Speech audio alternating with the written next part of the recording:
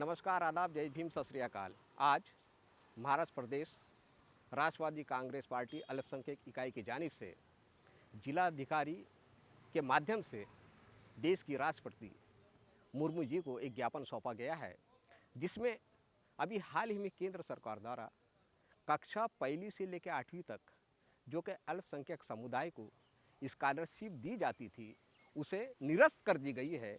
उस स्कॉलरशिप को पुनः लागू करने के लिए राष्ट्रवादी कांग्रेस पार्टी की प्रदेश इकाई की अल्पसंख्यक इकाई की जानिब से निवेदन दिया गया है। तो आइए मैं उस पर अपने दर्शकों को ये बताना चाहूँगा कि आखिर क्या ऐसी ज़रूरत आन पड़ी, क्योंकि देश में सबका साथ सबका विकास के माहौल पे कार्य हो रहा है। तो मेरे साथ खड़े हैं पार्टी के प्रदेश उपाध्यक्ष, तो मैं उनसे जानना चाहता हूं।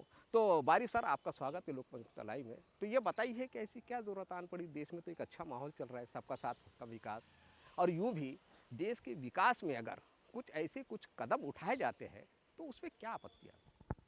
देखिए, बात ऐसी है कि ये जो योजना शुरू की गई थी, ये बीपीएल वर्ग के जो माइनॉरिटी के लोग हैं, अल्पसंख्यक है, उसमें मुस्लिम, क्रिश्चियन, पारसी, जैन, बौद्ध, ये सभी लोगों के लिए योजना लागू थी। ये प्री मैट्रिक के नाम से जानी जाती है, जिन लोगों की इनकम 1 लाख से कम है और एक परिवार से सिर्फ 2 ही लोगों को फ़ायदा मिलता है, और उसमें भी 30% लड़कियों को हिस्सेदारी दी जाती है। पूरे भारत के लिए 30 लाख का कोटा निश्चित किया गया था सभी अल्पसंख्यक वर्गों के लिए। और बहुत साल पहले, क्योंकि अल्पसंख्यक समाज की हालत बहुत खराब है, इसलिए सेंट्रल गवर्नमेंट ने 15 सूत्री कार्यक्रम घोषित किया था, और बाद में समय समय पर उसमें संशोधन होते गए। तो 15 सूत्री कार्यक्रम में ये बताया गया कि अल्पसंख्यक समाज में अगर एजुकेशन को बढ़ाना है तो उसके लिए अलग अलग योजनाएं की गई। उसी का ये एक भाग है, अल्पसंख्यक समाज में शिक्षा का प्रसार हो, अल्पसंख्यक लोगों के पेरेंट पर, पालकों पर शिक्षा का भार न पड़े, क्लास में बच्चों की उपस्थिति ज़्यादा से ज़्यादा हो, इसलिए ये स्कीम लागू की गई। पहली कक्षा से लेकर 5वीं कक्षा तक हर माह 100 रुपये मिलते हैं, और सिर्फ 10 महीने के लिए मिलते हैं। कक्षा 6वीं से लेके तो आगे ट्यूशन फी मिलती है, 500 रुपये प्रवेश फी मिलती है, और करीब 3,500 के आसपास में हमकी ट्यूशन फी मिलती है। लेकिन ये सभी बच्चों को नहीं मिलती है, ये कोटे के हिसाब से है। हर समाज का, अल्पसंख्यक समाज का अपना अपना कोटा होता है। जितने भी बच्चे स्कूलों में जाते हैं सभी को ये नहीं मिलती है। ये अल्पसंख्यक की योजना को भारत सरकार ने, मोदी सरकार ने अभी कुछ दिन पहले जीआर निकाल के कक्षा पहली से 8वीं तक को बंद कर दिया है। ये एक प्रकार से शिक्षा से वंचित रखने का तरीका है। एक तरफ सरकार ये कहती है कि अल्पसंख्यक समाज में शिक्षण बढ़ना चाहिए, और नई एजुकेशन पॉलिसी आई है, उसमें ये कहा गया है कि भैया आप मातृभाषा में अभ्यास कीजिए, पढ़ाई कीजिए। जबकि माइनॉरिटीज़ के मैक्सिमम 90% से भी ज़्यादा बच्चे मातृभाषा में पढ़ते हैं। सरकार ने एक हास्यास्पद घोषणा की है कि जो राइट टू एजुकेशन है, आरटीई जिसे कहा जाता है, उसमें फ्री में एजुकेशन मिलता है। लेकिन जो आरटीई का कायदा है पूरे भारत में, 25% कोटा होता है, और वो सभी समाज के लिए होता है। उसमें अपर कास्ट, लोअर कास्ट सभी उसमें इंक्लूड होते हैं, और उसका अधिकतर फायदा जो होता है वो इंग्लिश मीडियम में पढ़ने वाले बच्चों को मिलता है। इसलिए माइनॉरिटी का उसमें कोई विशेष फायदा नहीं है। तो ऑटोमेटिकली ये कायदा जब सरकार ने रद्द कर दिया इस योजना को, तो इसका मुख्य प्रभाव जो है वो माइनॉरिटीज़ को पढ़ने वाला है, और उसमें भी जो मुस्लिम माइनॉरिटीज़ है उसको पढ़ने वाला है। इसलिए सरकार का जो निर्णय है वो गलत है, संविधान की मूलभूत भावना के विपरीत है। इसलिए हमारा सरकार से अनुरोध है कि आप इस योजना को, जो आपने निर्णय लिया है, उसे रद्द करें और पुनः उसे बहाल करें। और न सिर्फ बहाल करें, बल्कि बहुत ज़माना हो गया योजना लागू होकर, तो आपने इसका जो रूल है 1 लाख की सीमा, और जो अमाउंट आप दे रहे हैं शिष्यवृत्ति, इसको आपने बढ़ाना चाहिए। इस दिशा में आपने, सरकार ने कार्य करना चाहिए। ऐसा निवेदन देने के लिए हम लोग यहाँ पर राष्ट्रवादी कांग्रेस पार्टी की तरफ से आए हैं, और सरकार से अनुरोध है कि वे इस पर कार्य करें। देखिए, आप सरकार पे सीधा आरोप मंड रहे हैं कि सरकार ने ये गैर संवैधानिक कार्य किया है, तो क्या वाकई यानी ये गैर कानूनी काम है? आप इस पे अडिग है, ये दावा है आपका? बिल्कुल, बिल्कुल। क्योंकि देखिए, एक तरफ सरकार बच्चों की संख्या बढ़नी चाहिए, इसके लिए अलग-अलग वर्गों को भत्ता देते हैं, दैनिक भत्ता देते हैं, बच्चों को कपड़े बाँटते हैं, उसके बाद उसको साहित्य दिया जाता है, और अलग-अलग प्रकार की स्कीमें चलाई जाती हैं, लैपटॉप बाँटे जाते हैं। लेकिन माइनॉरिटी का तबका ऐसा है जो एजुकेशन में सबसे पिछड़ा है, तो उसके लिए आपने स्पेशल पैकेज देना चाहिए, स्पेशल योजना देनी चाहिए। तो वो न देते हुए जो ऑलरेडी चल रहा है पिछले कई सालों से, उसको आपने बर्खास्त कर दिया गया है। तो ये टोटली, जो संविधान कहता है कि शिक्षा का सबको अधिकार है, पढ़ने का सबको अधिकार है, तो आप तो यहाँ पर ये योजना लागू करके रद्द करके इस अधिकार से बच्चों को वंचित कर रहे हैं, क्योंकि जो रोज मजूरी करता है आदमी 278 रुपए पर डे जिसकी इनकम है उसके लिए ये योजना थी। हम समाज परिवार का इनकम, तो हम माइनॉरिटी के लोगों को जो हाथ ठेला चलाता है, रिक्शा चलाता है, जिसकी कुछ भी उपजीविका नहीं है, वो बच्चा अपने को क्या पढ़ा पाएगा वो पालक। तो सरकार ने तो इसको मोटिवेट करना चाहिए, बढ़ाना चाहिए और करना चाहिए, आगे बढ़ाना चाहिए, लेकिन सरकार ने इसके विपरीत काम किया। तो हमारा बिल्कुल मानना है कि संविधान का जो अधिकार है, सबको पढ़ने का अधिकार, ये टोटली उससे वंचित करने वाला निर्णय है, ये पूर्वग्रह दूषित निर्णय है और एक प्रकार से ये समाज के एक तबके को परेशान करने वाला निर्णय है, ऐसा मुझे लगता है। देखिए बारी सर, आप इसके पूर्व भी कई सामाजिक संगठनों से जुड़े रहे, भारतीय मुस्लिम परिषद हो या राष्ट्रवादी मुस्लिम परिषद हो, राष्ट्रीय मुस्लिम परिषद हो, और अभी आप राष्ट्रवादी कांग्रेस पार्टी अल्पसंख्यक इकाई जो उसके प्रदेश उपाध्यक्ष भी हो। तो ये बताइए कि आप समाज के बड़े बड़े प्रॉब्लम लेके, उसके प्रश्न को लेके आप मोर्चाबंदी के हर मोर्चे पे एक सफल नायक की भूमिका भी आपने निभाई है। तो पिछले गुज़िश्ता दिनों आपकी पार्टी की इस रेट में राज्य में सरकार थी, तो आपने मुस्लिम आरक्षण के बारे में तो कुछ कहा? देखिए, मुस्लिम आरक्षण का जहाँ तक सवाल है, उसकी एक बहुत लंबी कहानी है और मुस्लिम आरक्षण मिल चुका था, उसका जीआर निकल चुका था। मुस्लिम समाज की जो 50 बिरादरियाँ है, उसका जीआर निकला था। विधानसभा के अंदर में जो मंत्रीगण होते हैं, उसमें पास कर दिया गया था। लेकिन उसके बाद में क्योंकि इलेक्शन डिक्लेयर हो गए और इलेक्शन डिक्लेयर होने के बाद में जो नई सरकार आई, उसका ये कर्तव्य था कि वो विधानसभा में प्रस्ताव पास करवाती। लेकिन फडणवीस साहब की सरकार ने, क्योंकि उन्होंने क्लियर कहा था, उनकी मंशा नहीं थी देने की, और इसलिए उन्होंने कहा, गलत कहा कि ये धार्मिक आरक्षण है, धार्मिक आधार पर दिया गया, और उन्होंने विधानसभा में प्रस्ताव पास नहीं किया।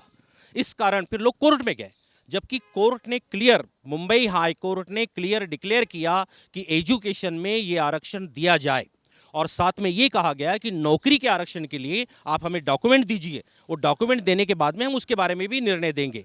यानी उसको डिनाई नहीं किया गया। लेकिन उसके बाद भी फडणवीस सरकार ने अपने संकुचित धोरण के कारण, क्योंकि ये मुसलमान के लिए है, माइनॉरिटीज़ के लिए है, पर्टिकुलरली मुसलमान के लिए है, इसलिए उसने उसे लागू नहीं किया। इसके बाद कोरोना काल आ गया, सरकार बदल गई, 2 साल का पीरियड उस माहौल में चला गया।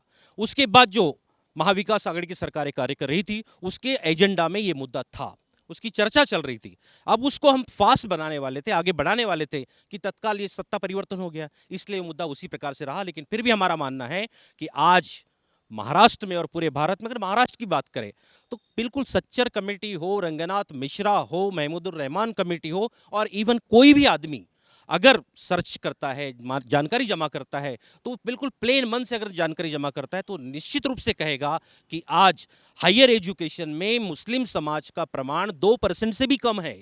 सरकारी नौकरियों में, महाराष्ट्र गवर्नमेंट की सरकारी नौकरियों में क्लास 1 क्लास 2 में 0% है, 3 और 1% में 2-3% दिखता है। तो जो आर्टिकल 16(4) कहता है कि कोई जात नहीं, कोई धर्म नहीं, कोई भाषा नहीं, कोई भात नहीं, जो भी राज्य के अंदर अगर किसी समाज का कोई आदमी हायर एजुकेशन में पिछड़ गया है, सरकारी नौकरी में पिछड़ गया है, तो उसको हिस्सेदारी के तहत आरक्षण मिलना चाहिए, अधिकार है। तो मुस्लिम समाज क्लियर कट इस बातों में बैठता है, इसलिए उसे मिलना चाहिए। लेकिन क्योंकि राजनीति है और राजनीति करने के लिए मुस्लिम समाज को दूर किया जा रहा है और उसको जो अधिकार संविधान ने दिया है उसे दिए नहीं जा रहे हैं, इसलिए निश्चित रूप से आज भी हमारा मानना है कि मुस्लिम समाज को सामाजिक आरक्षण मिलना ही चाहिए, जिस तरह से बाकी वर्गों को मिलता है। उनकी हालत अच्छी है, इकोनॉमिकल कंडीशन सुधर गई है, कई पीढ़ियों से उसका फायदा ले रहे हैं, जबकि मुस्लिम समाज पिछड़ता जा रहा है, हर तरह से पिछड़ गया है। इसलिए उसको भारत सरकार ने, उसी प्रकार से राज्य सरकार ने ये मुस्लिम आरक्षण बहाल करके समाज को न्याय देना चाहिए, तभी हम कहेंगे कि भारत में समानता है, भारत में समान अधिकार है।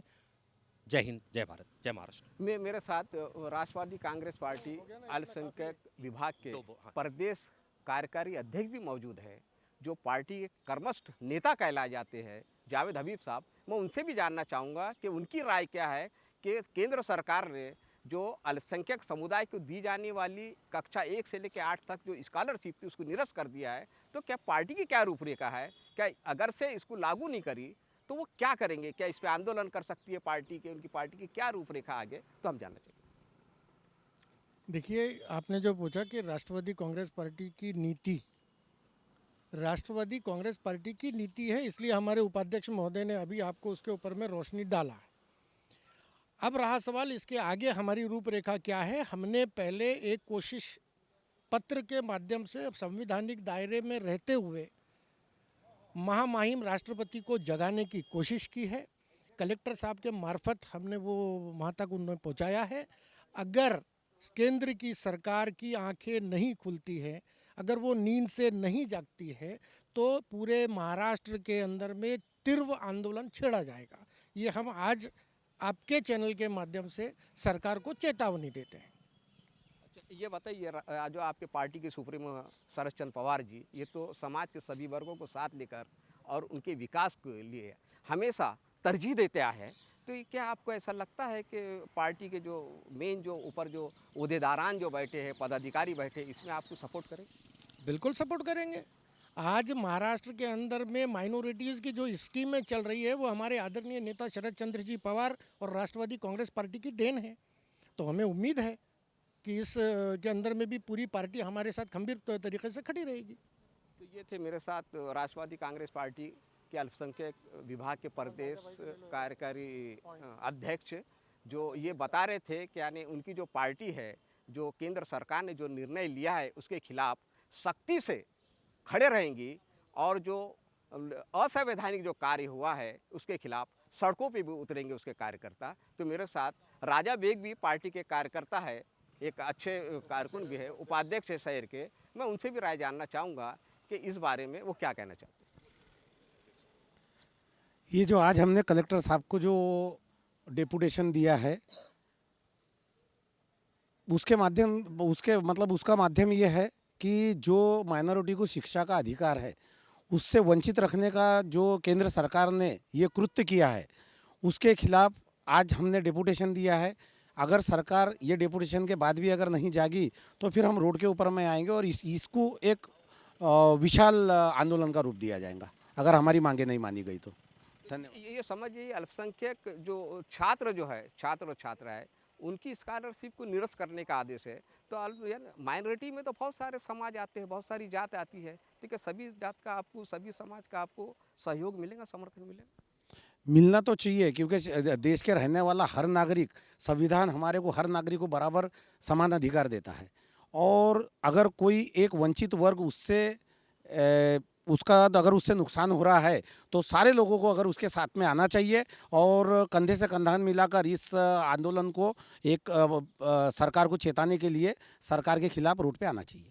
तो ये थे राष्ट्रवादी कांग्रेस पार्टी अल्पसंख्यक इकाई के सभी पदाधिकारी और कार्यकर्तागण। उनका साफ ये कहना है, अगर सरकार नहीं जागी या असंवैधानिक कार्य जो किया है अगर उसके पीछे नहीं लिया गया इस निर्णय को, तो पार्टी सड़कों पे भी उतरेंगी और सरकार की ईंट से ईंट बजाने के लिए भी वो अपने कदम पीछे नहीं लेंगी। अब मैं अपने कैमरेमैन के साथ विदा लेना चाहता हूँ।